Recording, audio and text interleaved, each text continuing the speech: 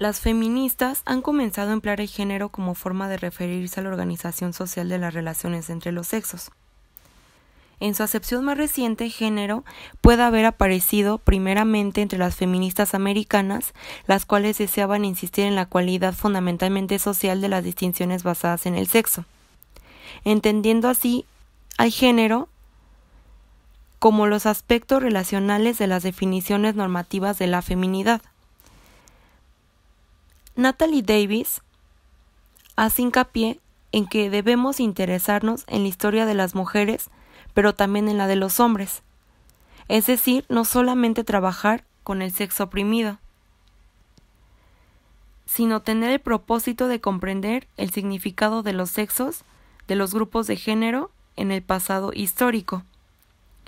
Por ello es importante tener en cuenta que la inclusión de las mujeres en la historia implica la redefinición y ampliación de nociones tradicionales del significado histórico. Es importante crear una nueva historia. En el caso de la historia de las mujeres, la respuesta por parte de los historiadores que no son feministas ha sido el reconocimiento y luego la marginación o el rechazo. Pues las mujeres han tenido una historia aparte de la de los hombres.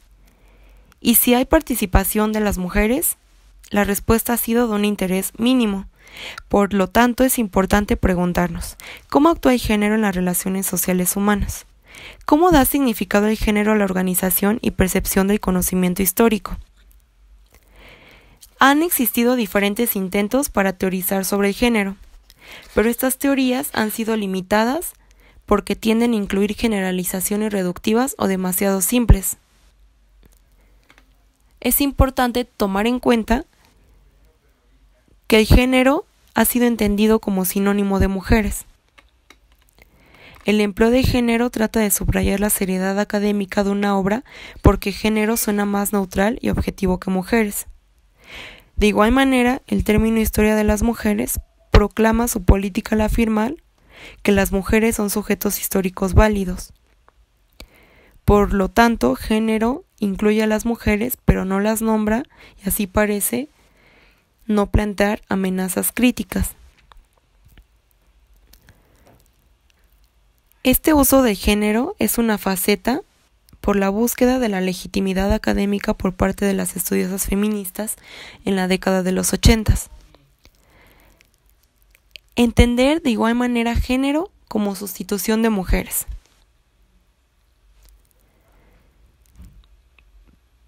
Para así plantearse que la información sobre las mujeres es necesariamente información sobre los hombres, es decir, que al estudiar a uno también se está estudiando al otro, por lo cual se están implicando a los dos. Las mujeres como parte del mundo de los hombres. El género pasa a ser una forma de denotar las construcciones culturales, una creación de igual manera social sobre los roles que va a tener tanto la mujer como el hombre. Género es una categoría social impuesta sobre un cuerpo sexuado.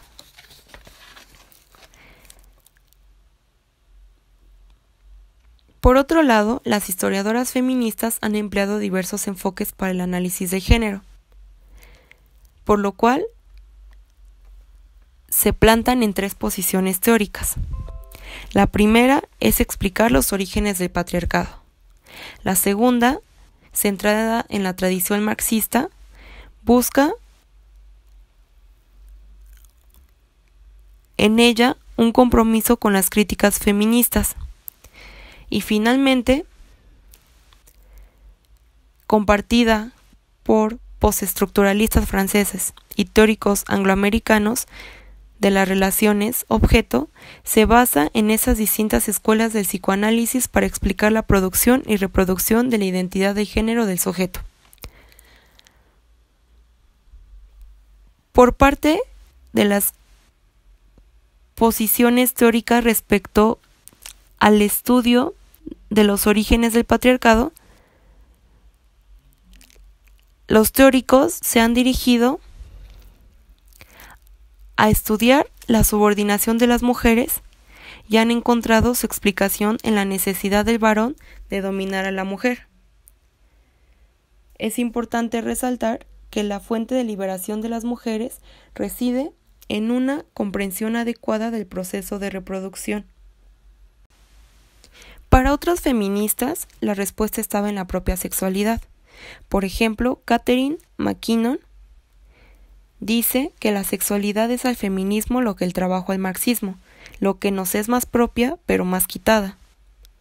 La objetificación sexual es el proceso primario de la sujeción de las mujeres. Por lo tanto, proponía la promoción de la conciencia como método del análisis feminista. Es por ello importante entender que la causa de las relaciones desiguales entre los sexos son las relaciones desiguales entre los sexos.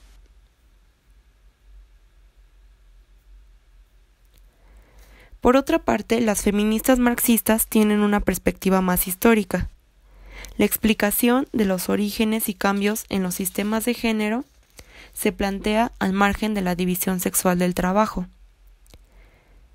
pues tanto como familias, hogares y la sexualidad son todos productos de los modos de producción que van cambiando. Heidi Hartman considera que el patriarcado y el capitalismo son sistemas que interactúan aunque estén separados. Joan Kelly afirma que los sistemas económicos y de género interactúan para dar lugar a experiencias sociales históricas, que ninguno de ambos sistemas fue causal, pero cooperaron simultáneamente para reproducir las estructuras socioeconómicas dominadas por el varón de un orden social concreto. Es decir, a pesar de que el patriarcado y el capitalismo sean sistemas separados, interactúan. De igual manera, los sistemas económicos y de género interactúan para dar lugar a las estructuras socioeconómicas dominadas por el varón. Dentro de la teoría psicoanalítica es importante destacar las dos escuelas. Primero, la angloamericana, que trabaja dentro de los términos de las teorías relaciones-objeto. Por otra parte, la escuela francesa se basa en la lectura estructuralista y postestructuralista de Freud en términos de teorías del lenguaje. Aquí la figura clave es Lacan. Sin embargo, las dos escuelas están interesadas en los procesos por los que se crea la identidad del sujeto. Se centran en las primeras etapas de desarrollo del niño, para buscar las claves que dan formación a la identidad de género. Los teóricos de las relaciones objeto hacen hincapié en la experiencia real, es decir, en las relaciones que el niño tendrá con quienes cuidan de él, es decir, con sus padres, mientras que los postestructuralistas recalcan la función central del lenguaje en la comunicación, interpretación y representación del género. Debemos entender el lenguaje como los sistemas de significados que proceden al dominio real del habla, la lectura y la escritura. Para los lacanianos, el inconsciente es un factor crítico en la construcción del sujeto. Además, dentro de este se va a ubicar la división sexual y por esa razón la inestabilidad constante del sujeto con género. El lenguaje es el centro de la teoría lacaniana. Es la clave para instalar al niño en el orden simbólico. A través del lenguaje se construye la identidad de género. La idea de masculinidad descansa en la necesaria represión de los aspectos femeninos e introduce el conflicto en la oposición de lo masculino y lo femenino. El interés en el género como categoría analítica ha surgido a finales del siglo XX. Algunas teorías construyeron su lógica sobre analogías a la oposición de hombre y mujer, otras reconocieron una cuestión de la mujer y otras se plantearon la formación de la identidad sexual subjetiva. Para la antropóloga Michelle Rosaldo es importante no solamente perseguir la casualidad universal y general, sino la explicación significativa. Es por ello importante tomar en cuenta que el lugar de la mujer en la vida social humana no es producto de las cosas que hace, sino del significado que adquiere sus actividades a través de la interacción social concreta. Por otra parte, para John Scott,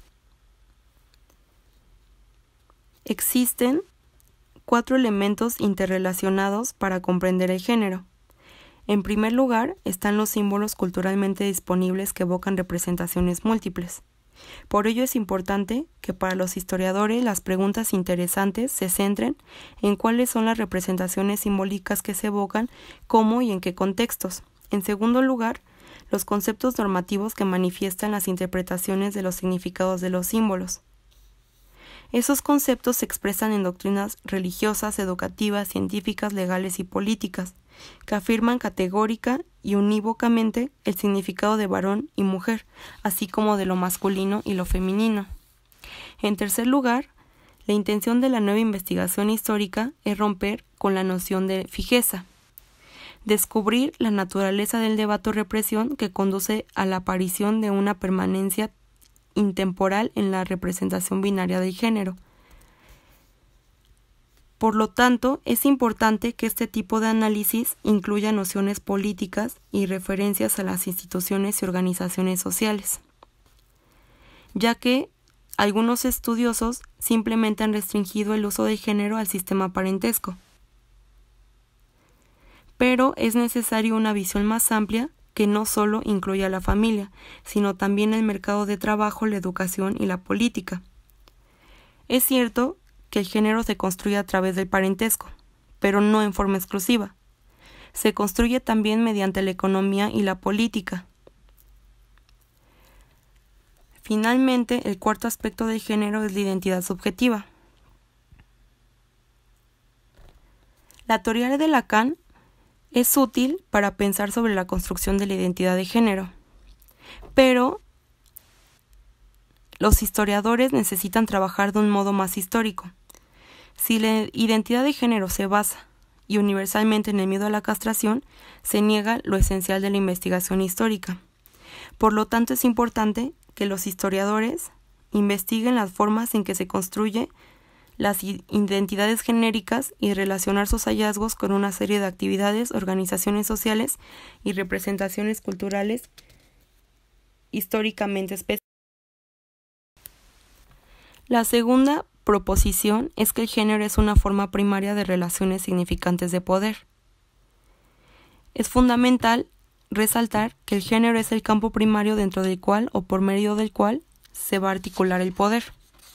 Se ha empleado el género literal o analógicamente en teoría política para justificar o criticar el reinado de monarcas y para explicar la relación entre gobernante y gobernado. Finalmente, es importante destacar que la creación de una nueva historia es importante porque sugiere que el género debe redefinirse y reestructurarse en conjunción con una visión de igualdad política y social que comprende no solo el sexo, sino también la clase y la raza. Por consecuencia, hará visibles a las mujeres como participantes activos y creará una distancia analítica entre el lenguaje aparentemente estable del pasado y nuestra propia terminología. También hará posible